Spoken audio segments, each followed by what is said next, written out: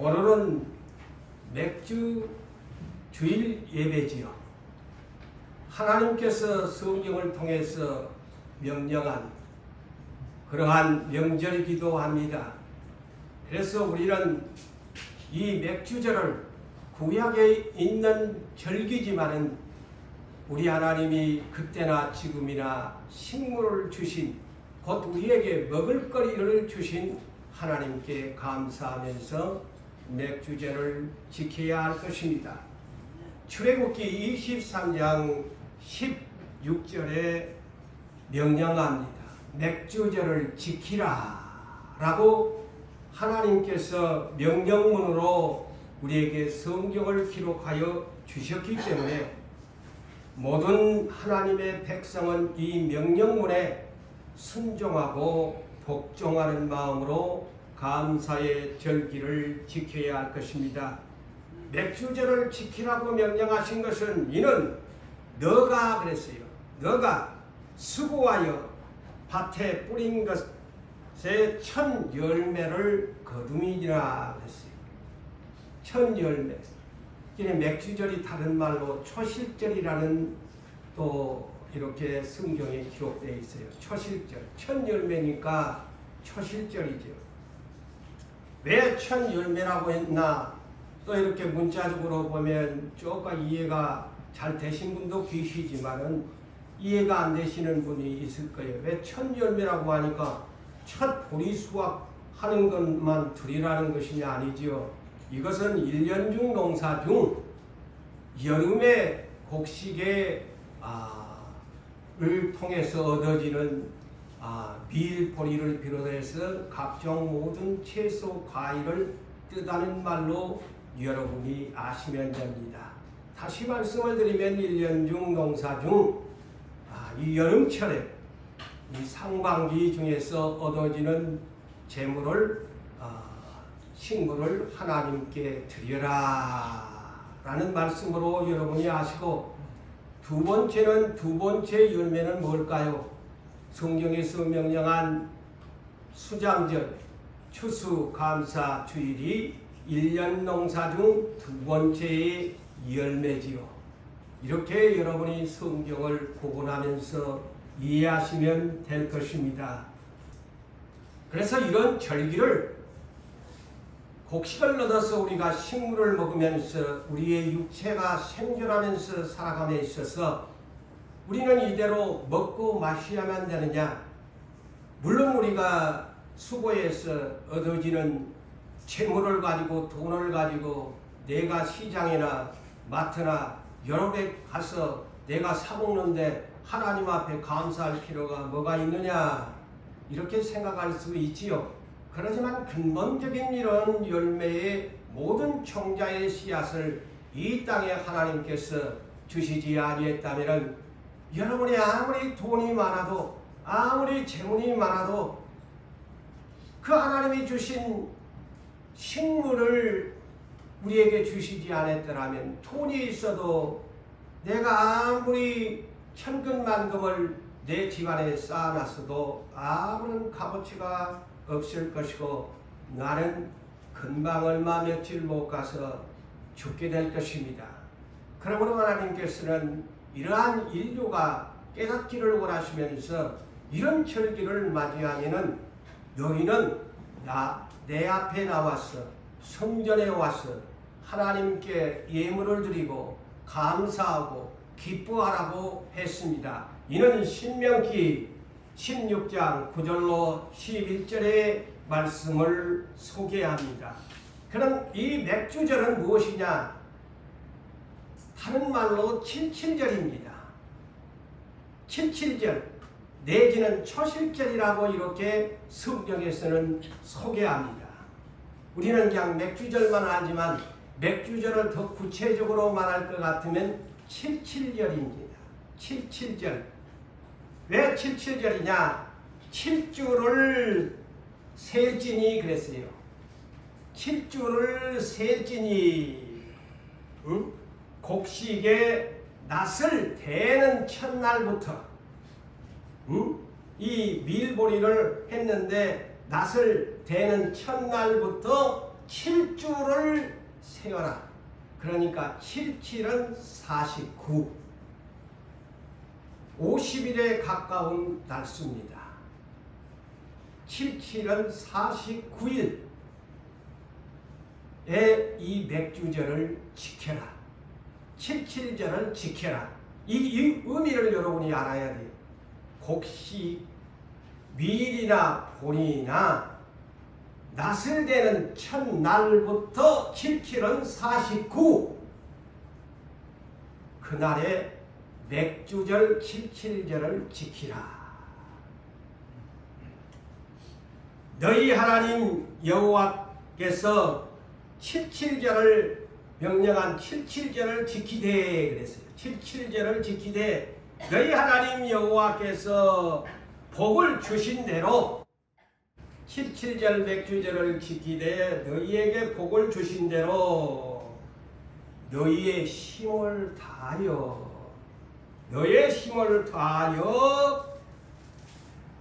자원하는 예물을 드리고 자원해 억지로는 드리지 마라. 하나님 그러지요. 하나님은 자원하는 예물을 받으시는데 억지로 아까워서 드린 것은 하나님이 눈 감아버린다는 사실을 아셔야 됩니다.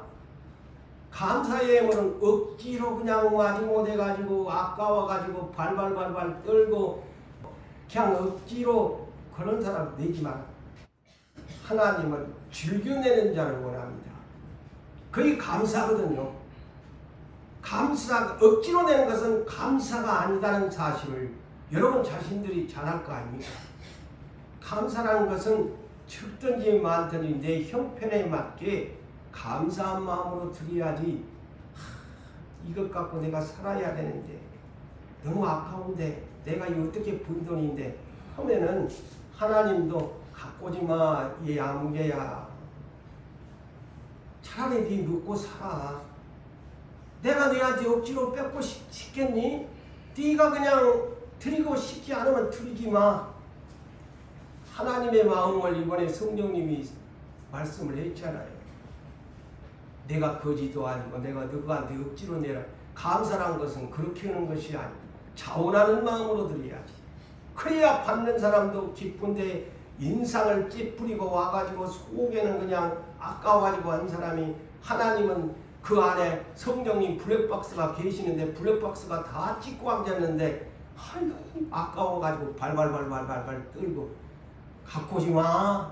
네 블랙박스 안에 찍혀 있어. 그러면서 어떻게 드리라고 합니까? 온 가족이 드리기를 원합니다. 나만 나와서 드린 것이 아니고 여러분 절기를 잘 알아야 돼요. 첫째는 너, 두째는 네 자녀, 그 다음에 너희 집에서 부리는 노비, 그리고 너의 성중에 있는 기업이 없는 내인들, 하나님 성소에서 적든지 많든지 오늘날 교육자들이죠. 이런 사람들, 내인들 및 또한 왜 이 절기를 지켜야 되느냐를 가르쳐 줍니다. 그리고 너희 중에 있는 나그네 객, 그리고 너희 중에 있는 가난한 고아와 가부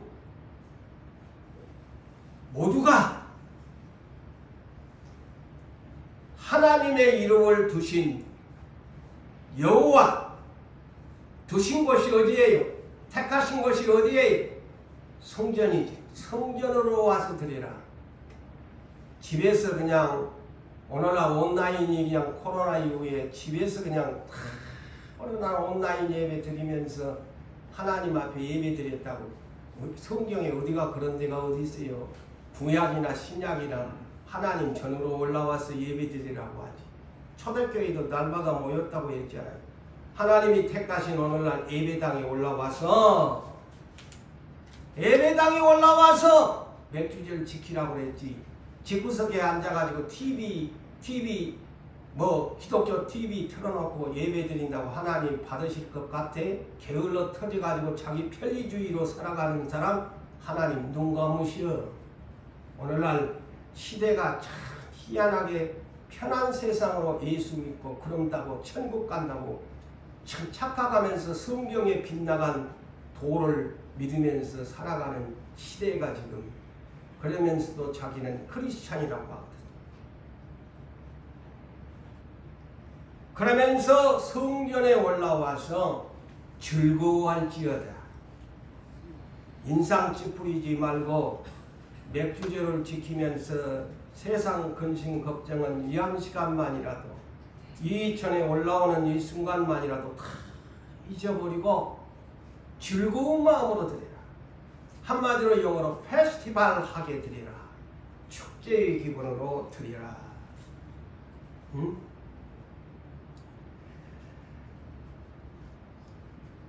여러분, 하나님께서는 이 성경에 율법이지만 이스라엘 민족에게 3대 명절 절기를 명령을 냈지요. 이는 신명기 16장 16절로 17절에 기록되어 있습니다. 이 3대 명절이 이스라엘 민족에게 첫 번째가 뭐냐? 무교절, 곧 6월절이지. 430년 종살이하는 아브라함의 자손들을 출애굽을 시키면서 이날이 무슨 날이냐? 어린 양을 먹으면서 무교병, 전혀 어떤 달고 맛있는 그런 소프트한 맛있는 음식이 아닌 그냥 밀가루 그대로 반죽해가지고 어떤 이스트 같은 것도 넣지 아니하고 단단한 빵이 무교병입니다. 종살이 했던 것을 기억하라고. 그 무교병을 먹으면서 쓴나물을 먹으면서 6월절을 지키라가 가장 첫 번째 명절입니다. 두 번째가 오늘 맥주절, 칠칠절, 초실절, 세 번째가 수장절. 그런데 오늘날은 누가 수장절이라고 안 하죠. 추수감사절. 이는 미국, 영국의 사람 기독교들이 아메리카 대륙을 발견한 아메리카 그 청교도들이 추수감사절로 지킨 것이 오늘날 대한민국에서도 온 세계에서도 이렇게 추수감사절로 이렇게 지키는데, 성경에서는 이것도 두 가지 이름이 있어요. 수장절을 지키라 했는데 또 초막절을 지키라. 왜 초막절이냐? 너그 출애굽을 시켜가지고 광야에서 나올 때 너그 광야 40년 어떻게 살았니? 너그 천막 이끌고 다니면서 40년 동안 광야에서 살았지. 집도 없이 살았지. 응? 그래서 너가 약속한 가나안 땅에 와서 초막절이라는 것이 뭐냐? 수장절을 지킬 때에 나무가지나 짚이나 이런 것들을 만들어가지고 지난날 광야 생활을 우리 조상들이 살았던 것을 추억하면서 기념하면서 우리가 그때 이고생을 하면서 약속의 땅을 받아가지고 이 약속의 땅에 와가지고 이 맛있는 곡식을 먹게 됐다 해서 초막절을 추억하면서 수장절을 지키라는, 그래서요 이 명절 3대 명절은 의미 있게 하나님이 명령한 거예요. 그래서 이 3대 절기를 지키려면 다시 말씀합니다. 하나님 여호와께서 택하신 곳, 오늘날로 말하면 예배당에 나와서 여호와를 배워라. 집구석에 앉아가지고 맥주를 지킨다고 떠들지 말고 하나님의 전으로 올라와서 여호와를 직접 만나라. 그리고 배울 때 얼굴만 배운다고 와서 오지 말고 빈손으로 오지 마. 잘 들으세요. 빈손 들고 오지 마. 너희 하나님께서 너희에게 주신 복을 따라서 힘대로 드려라. 자, 민낯 들고 민낯으로 빈손 들고 와가지고 나 오늘 맥주절인데 이런 설교하면 또 믿음 없는 사람은 영 쇼크 받거든요. 그렇지만은 이럴 때나 해야지 뭐 언제 하고수 이해하시고 들으세요. 하나님이 그렇게 가르치니까 목사도 그렇게 가르쳐야지. 비 맞춘다고 될 일입니까? 하나님의 뜻을 알아야지. 민낯으로 오지 말고 아까 빈손 들고 오지 마. 힘을 다해서 올라와. 자, 이것은 오늘날 신약성경에서 어떻게 표현을 했을까요? 고린도후서 9장 5절에서 7절을 소개합니다. 자, 힘대로 하라고 하는데 빈손 들고 오지 말라고 하는데 어떻게 신약성경에는 가르쳤나? 이렇게 하여야 그랬습니다. 이렇게 하여야 참 연보답고 참 헌금답고 억지가 아닌 것이 무엇이냐? 참 뭐 구약만 온 것이 아니야. 신약에도 다 있어. 그런데 자꾸 구약 지나간 거라고 하거든. 신약은 더 구체적으로 하잖아요. 요한계시록을 여러분이 들으시지만 다 모든 것을 총망라한 마지막에 대한 비밀을 그곳에서 싹 오프닝을 시키잖아요.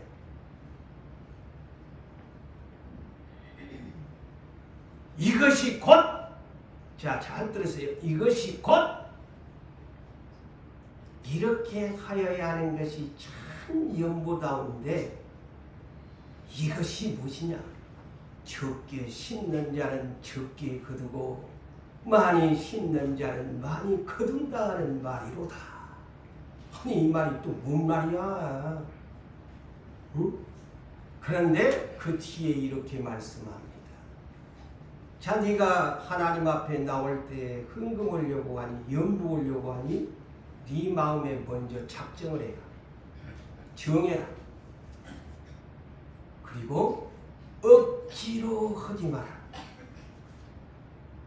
두째, 인색하게 하지 마라. 내 거지 아니다. 네 밥 한 그릇 사 먹으려고 하면 오늘날 시대에 돈 1,000원 갖고 몇 천 원 갖고 밥 사 먹는 데 있나? 라면이나 사 먹지. 인색하게 하지 마라. 하나님은 즐겨내는 자를 사랑하시느니라. 이것이 자원의 예물이라는 구약 성경을 풀어줍니다. 자원의 예물이 뭐니? 하나님은 즐겨내는 자를 사랑한다. 사랑받고 싶으세요? 우리 사랑받고 싶으세요? 하나님 사랑받고 싶어요? 이런 절기나 헌금을 할 때 적든 많든 내 정성을 모아서 기쁜 마음으로 드리세요. 그러면 하나님이 사랑하십니다. 사랑하십니다.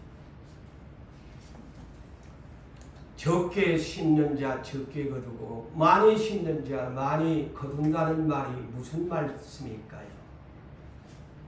이 뜻을 아마 이 자리에 문자적으로만 생각을 하고 아마 이해가 부족한 분들이 있을 거예요. 그래서 부득불 설명합니다. 부자와 가난한 자의 헌금의 비례를 말하는 것입니다. 부자와 가난한 자의 헌금의 비례. 부자는 부자가 드리는 10,000원하고 가난한 사람이 드린 10,000원하고 누가 많이 심었습니까? 가난한 사람 10,000원이 많이 심은 겁니다. 착각하지 말고 예수 믿으셔야 돼요. 재물을 가진 자와 빈곤층의 애물이 똑같이 10,000원을 드렸다. 빈곤층의 10,000원은 많이 심는 사람입니다. 제 말이 아닙니다. 사업 소득이 있고 급여가 100만원 받는 사람, 300만원 받는 사람, 1000만원 받는 사람 똑같이 헌금 수준이 비례 없이 공평하다고 돈 10,000원을 드렸다? 100만원짜리 급여 받는 사람 10,000원이 엄청 하나님 나라에 많이 심는 사람입니다. 아셔야지요.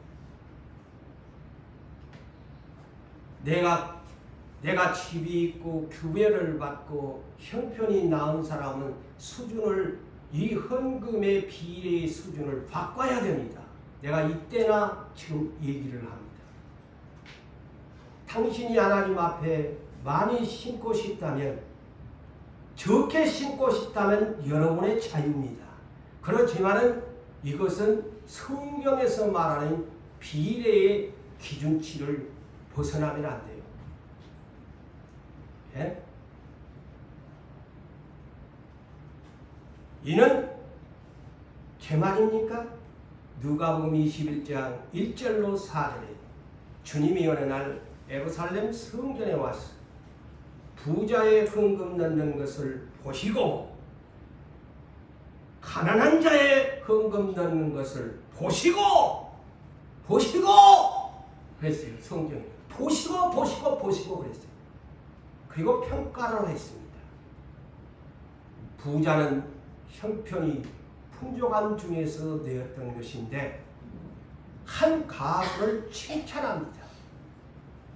너는 많이 넣었다 그랬어요. 그래서 많이 심었다는 말입니다. 너는 많이 넣었다. 왜냐? 너는 가난한 가부인데 생활비 전부를 넣어서 너는 너무나 이 부자와 비례를 따져보니까 너무너무 많이 넣었다는 거예요. 자, 여러분, 자, 이게 이 얘기를 적게 심고 많이 심고의 이 비례를 여러분이 바르게 성경에서 100%의 해석을 할 줄 알아야 돼요.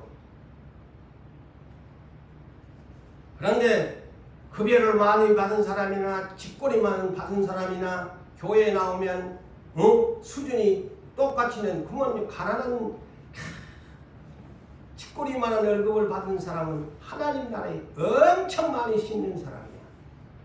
네. 많이 심는 사람이에요. 사랑하는 성도 여러분, 그래서 우리들도 내 형편이 조금씩 나아가면은 헌금의 이 비례도 높여야 됩니다. 이거이 하나님 나라에 많이 심고 거둔 법칙을 여러분이 알아야 돼요. 평생 많이 벌어도 똑같이 그냥 하나님 앞에 드리면 그게 옳겠어요? 입장 바꿔 한번 보세요. 자, 여러분이 하나님, 야, 내가 너한테 맨날 복을 줬는데 이제 우리 형편은 가난하니까 이해가 되는데 주는데 옛날이나 지금이나 부자가 됐어도 맨날 10% 배추 이파리 하나 내고 하나님 앞에 헌금 냈다고. 에이? 더 이상 말하는. 우리가 이럴 때 우리가 바른 성경에서 가르치는 헌금관을 알아야 안 되겠어요? 맞아요, 안 맞아요? 나 욕하지 말고. 그럼 하나님 욕하는 거야. 내기식 말지 뭐라고 자꾸 욕하고 하나님 욕해. 그냥 안 내면 돼. 하나님 나라에 가려면 이 말씀을 따르시고 하나님 나라 사랑 안 하면 안 하면 돼. 욕할 필요도 없어. 왜 죄지어? 죄질 필요 없지.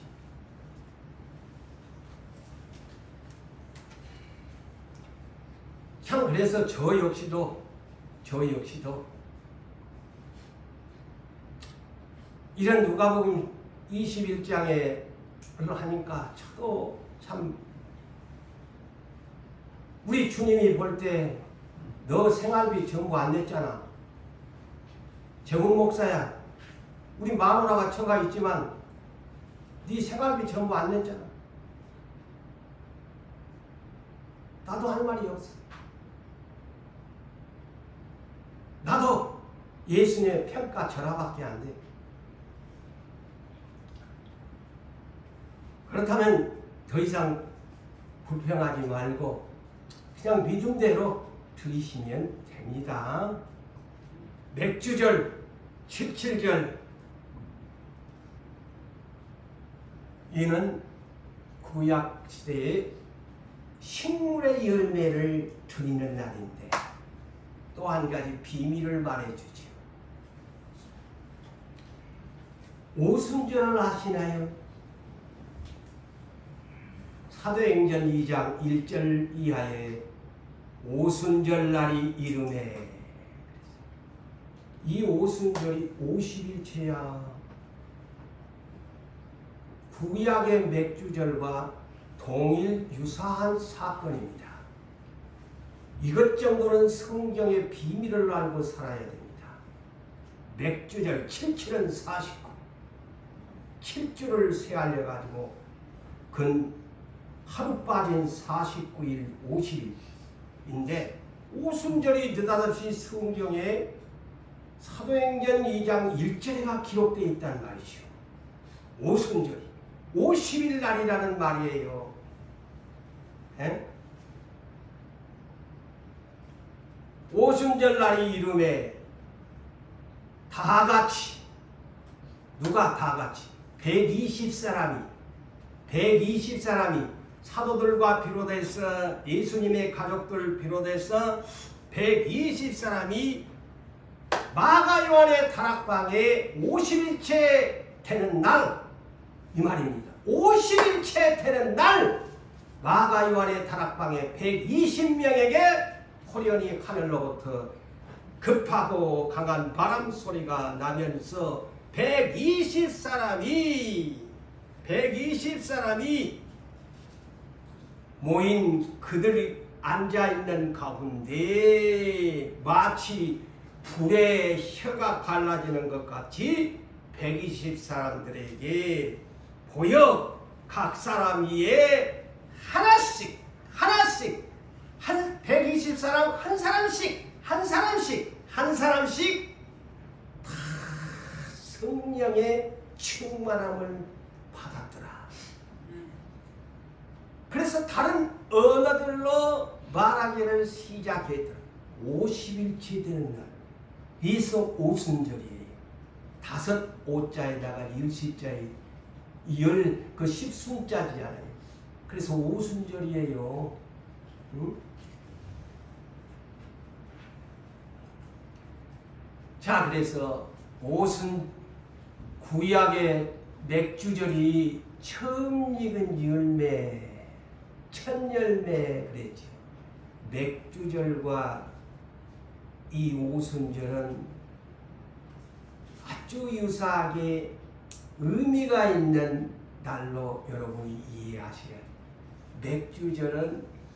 맥주절은요, 식물의 열매를 얻어서 하나님께 첫 열매를 드리는 날인데, 오순절은 성령 안에서 사람의 열매를 처음 익은 열매 120사람이 얻은 영광의 자리입니다. 나는 이 성경을 보면서 비밀을 알았어요. 그래서 계시록까지 이것이 연결되거든요. 자, 이 오순절이 뭐냐? 왜 오순절이냐? 예수 부활 첫날부터, 네? 예수님이 40일 동안 사도행전 1장에 40일 동안 계셨어. 그러면서 40일째 되는 날 나 하늘로 올라간대. 누구 성령 받으래. 그래서 열흘 동안 그들이 기도해 50일째 성령 강림절 120사람이 예수님의 부활의 첫 열매. 자, 이제 이해가 됩니까?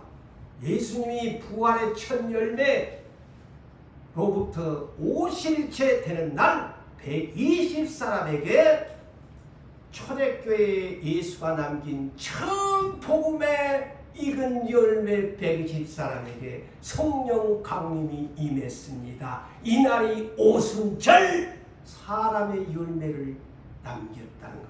자, 맥주절, 칠칠절, 성령 강림절 내지 오순절, 같잖아요. 열매와 연관이 되어 있습니다. 하나님은 첫 열매를 대단히 좋아하십니다.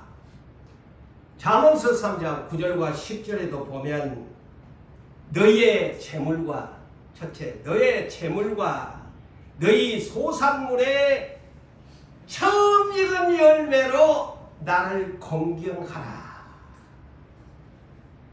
하나님은 언제나 첫 것을 좋아해요. 그래서 구약시대이나 계시록까지도 그렇게 연결을 하더만 성경이. 처음 익은 열매로 여호와를 공경하라. 그리하면 내 집에 창고가 가득 차게 해줄 것이고 네가 포도 농사를 지면 내 포도도 틀에도 새 포도주가 묵은 그게 아니라 새 포도즙이 그냥 넘치게 해줄게. 이렇게 말씀을 합니다.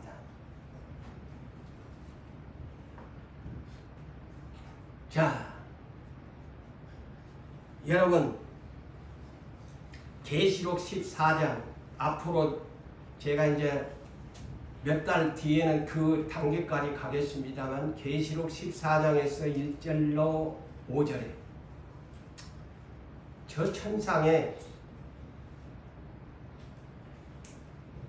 하나님 보좌와 어린 양 보좌와 24장로 네 생물 날개 6개 달린 천사 서랍천사 앞에서 누가 찬양대가 될 것인가? 예?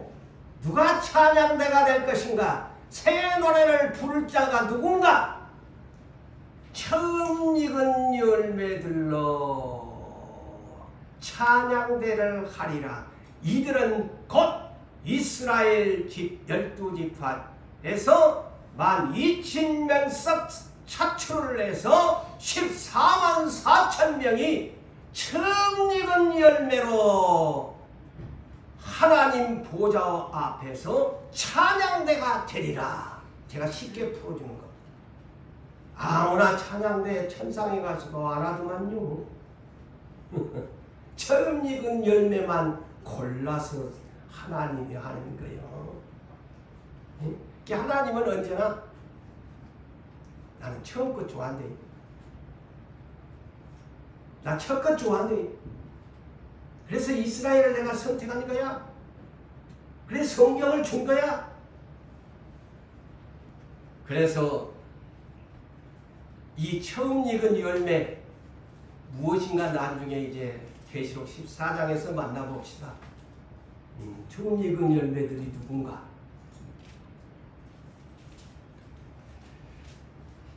그래서 이 초대교회에 예수님이 복음의 씨를 뿌려놓고 이 사람들 120사람을 남겨놓고 그들에게 오순절이라는 부활의 첫 열매가 되신 예수님이 오순절날 구약시대 맥주절같이 77은 49처럼 열매를 맺어 120사람이 그때부터 이제 처음 익은 열매들이 씨들이 뿌려지니까 온 세상에 복음의 씨가 뿌려졌더라. 할렐루야.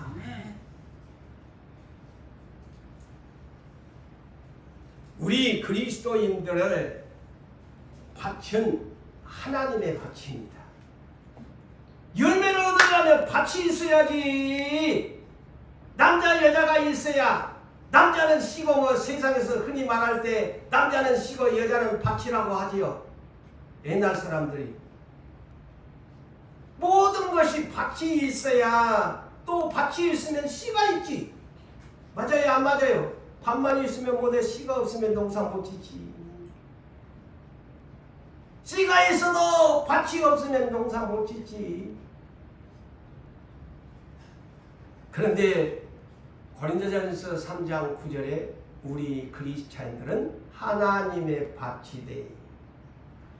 나도 하나님 밭이고 우리 목사님들도 밭이고 여러분들도 다 하나님의 밭입니다. 믿읍시다. 근데 아름다운 밭이 돼야지. 아름다운 밭이 돼야지. 가시덤불 밭이 되면 안 돼요.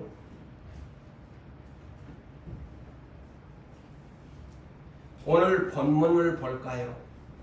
내용상으로 보면 여러분이 아이고 맥주절날 왜 좋지도 않은 구절을 목사님이 소개하나.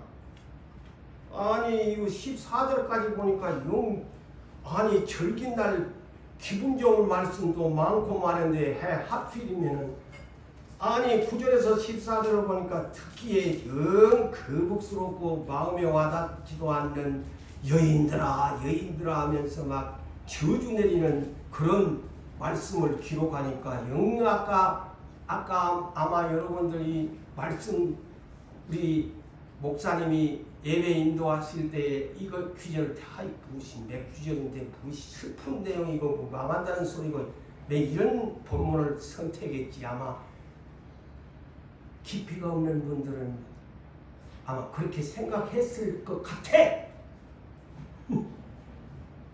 그런데 여기에 여인들아 그랬어요. 문자적으로는 여인들이 맞지요. 여자분들에게. 그렇지만 이는 두 가지로 해석을 하셔야 돼요. 문자적인 여인들에게도 하는 말씀이지만 영적으로 우리는 그리스도 안에서 다 아내요 여자들이요 시온의 딸들이요 여자들이죠. 신부들이죠. 이렇게 이 말씀을 드리. 근데 뭐라고 합니까? 안일하게 하나님을 믿고 산다고 하는 하나님의 밭을 가진 사람들을 말합니다. 하나님의 밭이라고 알면서도 안일하게 그 밭을 영적으로 가꾸지 않은 여인들아!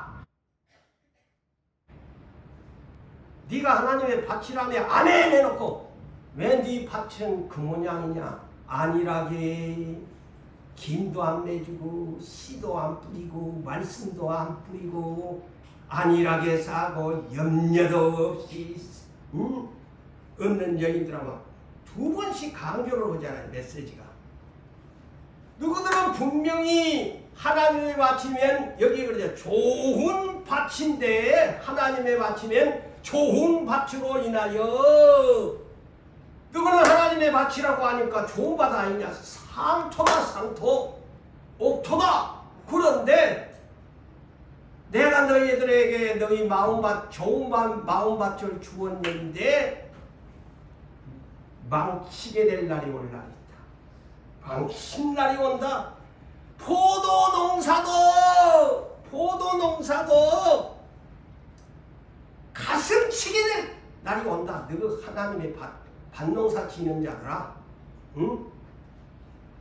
나의 백성의 땅에 여러분들의 마음의 밭에 그렇게 들으세요. 여러분들의 마음의 밭에 염려 안일하게 살던 걱정 근심 없던 여자들의 마음밭에 영적인 신부의 밭에 가시던 풀이 나게 되고 가시가 나서 꾹꾹꾹꾹 내 마음을 찔러대고 평안이 없어진다는 뜻이요. 아세요? 평안 없는 인생의 고통의 날이 올 것이다. 너희 지금 걱정 근심 없이 큰소리 치지 너그 좋은 마음만 주었는데 안일하게 너그 살 그 세상 일에만 너그 살지. 너가 한번 나한테 호되게 네가 세상에 부지런히 벌어봤자 네 밭에 가시덤불이 나고 가시가 달린 찔레가 나가지고 네 쿡쿡 찌르고 아프고 괴롭고 네 인생 별 볼 일 없이 된대.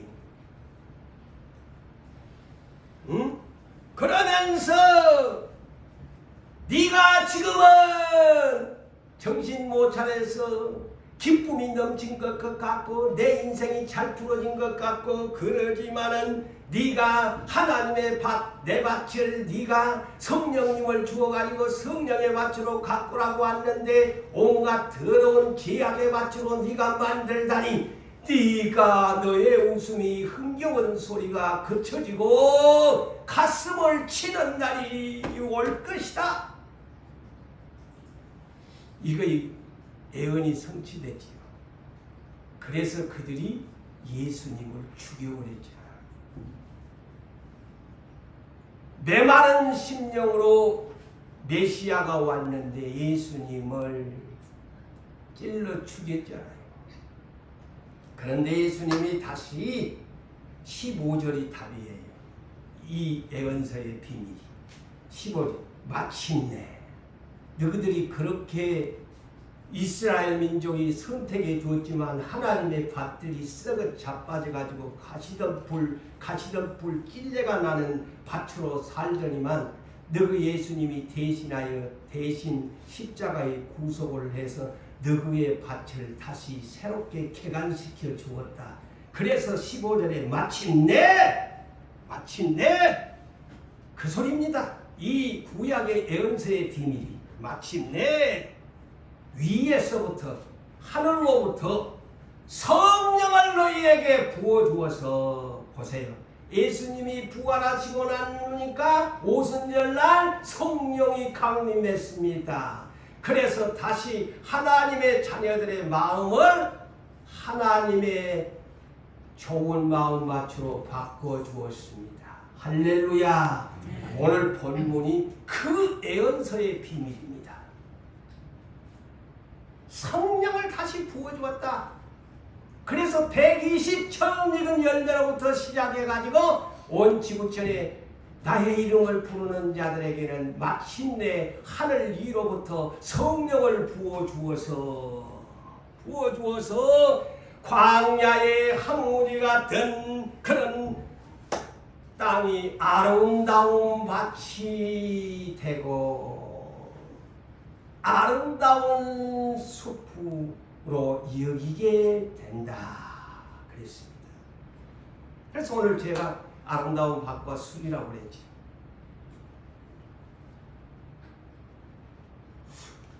그런데 에스겔서 36장 26절과 27절에도 에스겔도 그 포로 가운데 제사장으로서 선지자로서 그 환상 가운데 이 말씀을 이 이사야처럼 이 성령에 대한 것을 봤습니다. 또 새 영을 너희 속에 두고 너희의 마음을 그 가시덤불 같은 그런 마음을 굳은 마음을 제거하고 부드러운 하나님의 마음밭으로 성령이 오시면 부드러운 마음밭으로 성령이 없으면 거친 사람이 돼요. 못되고 쌈박질이나 한다고 해서 난 미워하기나 근데 부드러운 온유한 마음으로 바꿔줄 것이다. 또 새 영을 너희 속에 두어 내 율례를 행하게 하고 내 규례를 지켜 행하게 하라. 왜 성령을 주어 새 성령을 부어주냐면 순종하면서 살아라. 순종하면 부드러운 마음밭이 되고 또 두 번째 성령을 부어준 목적은 순종하면서 제발 좀 살아라 해서 성령을 부어줬대. 그런데 성령을 부어받은 사람이 불순종으로 산다? 역시 양반은 가시던 불 찔레나무야. 내 마음 마치 그런 사람이야. 그래서 예수님이 누가복음 8장 11절에서 15절에 씨 뿌리는 비유 부득불 이걸 해서 소개 안 할 수가 없죠. 그것이 이 말이에요. 길가봐 말씀을 듣는다고 했어요. 이 한 시간 말씀을, 그리스도의 말씀을 듣습니까? 다 듣고 계세요. 이 기억는 사람이 어디 있나요? 그런데 마귀가 가서 그 하나님 마음밭에 뿌려진 말씀의 씨를, 하나님의 말씀은 씨라고 그랬어요. 씨를 하나님 선택한 백성의 마음밭에 그리스도의 말씀의 씨를 뿌리는데 마귀놈이 가서 구원을 얻지 못하도록 그 마음의 밭에서 빼앗는 것이 길가 단단한 밭이란다. 이 한 시간 여러분, 내 마음 밭은 길가 밭인가? 마귀놈이 이 한 시간 못 듣게 하십니까? 그러면 큰일 났네. 길가 밭이네. 두 번째 밭, 이 양반은 바위밭, 돌짝밭이야. 이 말은 무슨 말이냐면 흙이 얇게 깔려진 밭이라는 거야. 근데 이 사람도 들을 때는 아멘 기쁨이 솟아나 들을 때. 근데 잠시 후에 예배를 마치고 집에 가서 생각해 보니까 그 말씀은 어디로 도망가 버리고 내 앞에 현실 앞에 이생의 염려가 오니까, 시련이 오니까 내가 언제 그 말씀 들었어? 단번에 배반하는 자요 넘어지는 자라. 우리가 그렇게 살아요. 그 말이 돌짝밭 크기 얕게. 왜 그냐? 뿌리가 없어서 그런다. 뿌리 많이 내리세요. 사막이라도 나는 뿌리가 깊어서 안 죽어야. 그래야 돼. 세 번째, 이 양반의 밭이 보편적인 밭이야. 거의가 그래. 전하 여러분들, 가시떨기 밭이야. 왜 가시떨기 밭이냐? 세 번째 밭은 올라오기는 올라와. 가시떨기 밑에서 자라나. 그래서 키도 막 널씬하니 곡식이 가시떨기 밭에서 자라났는데, 아니 속에 알맹이가 없어 쭉정이야. 왜? 이거 햇빛을 기분이 막혀갖고 안 자라나는데, 가시떨기 밭에 있어 보니까 알맹이가 없어. 응? 속빈 강정이야. 응? 그래서 세례 요한이 회개하라. 네 알곡 될래 쭉정이 될래. 알곡은 천국에 가지만 쭉정이 못 간대. 이 말이요. 거의가 그리스찬들이, 보편적인 그리스찬들이 가시떨기 밭이에요. 왜? 가장 먼저 가면 이생의 염려가 많은 사람이야. 뭐 먹고 살까? 항상 그것 때문에 염려가 많아. 그 성경대로 내가 지금 해석을 이생의 염려. 두 번째, 재물의 유혹에 약해. 재물의 유혹에 약해. 그리고 세 번째, 향락에. 세상 사람들 노세 향락을 좋아해. 그 사람. 노는 것을 좋아해. 여행 다니는 것을 좋아해. 즐기는 것을 좋아해. 이것이 가시던 뿌리래.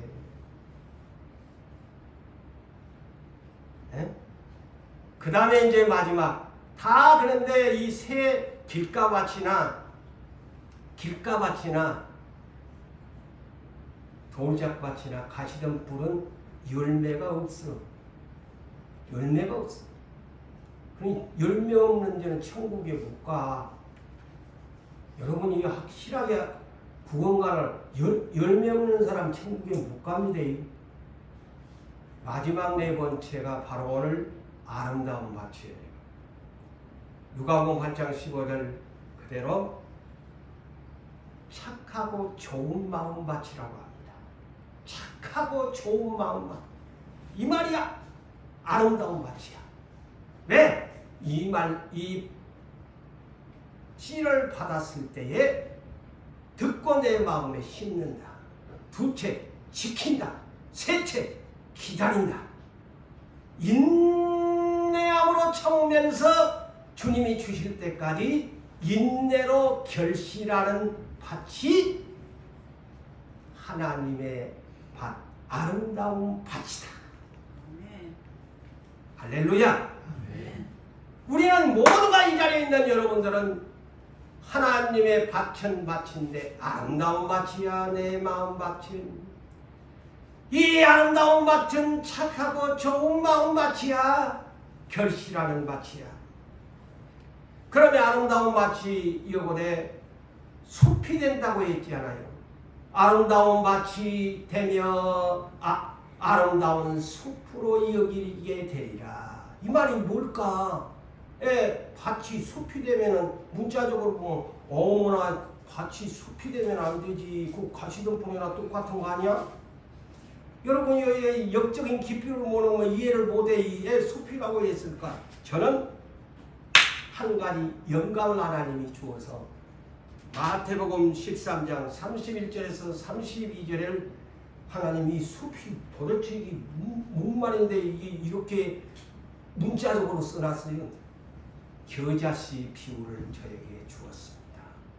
천국은 마치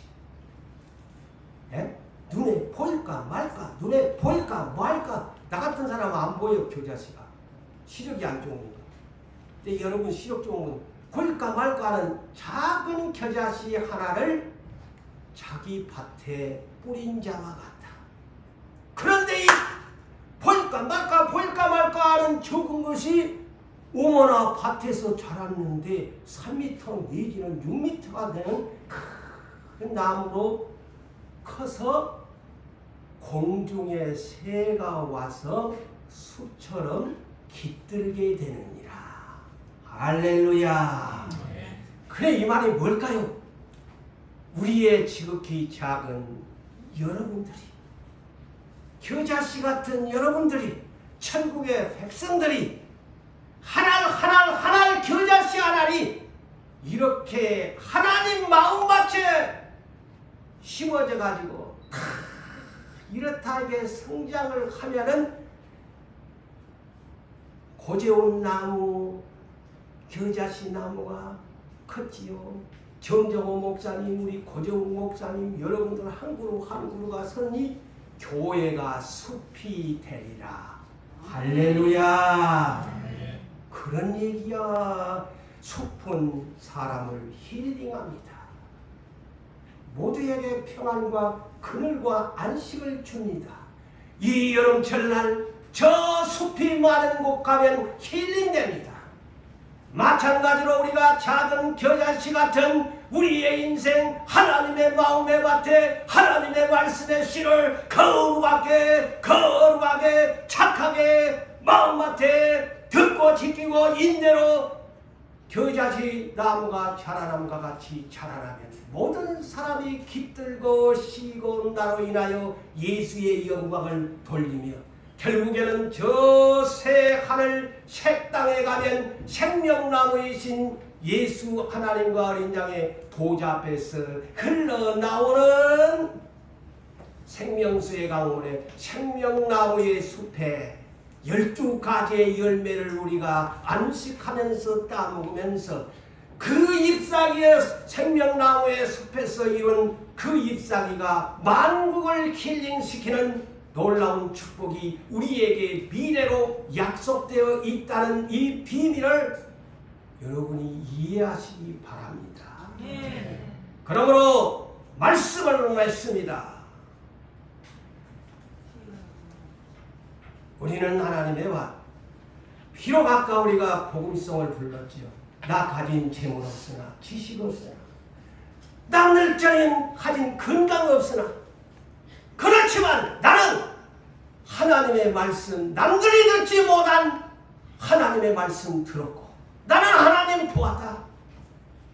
그러므로 얼마나 우리는 행복한 사람입니까? 그러므로 우리는 하나님이 주신 성령의 비전과 함께 현재는 비록 하나라고 가진 것 없지만 나 아무것도 없어도 나 하나님의 밭 이제부터라도 갖고 와서 정말 나는 지극히 작은 겨자씨 하나가 숲을 이룬 것처럼 나도 그런 사람 되리라. 소망을 가지고 살아가는 여러분 되시기를 주의 이름으로 축복합니다.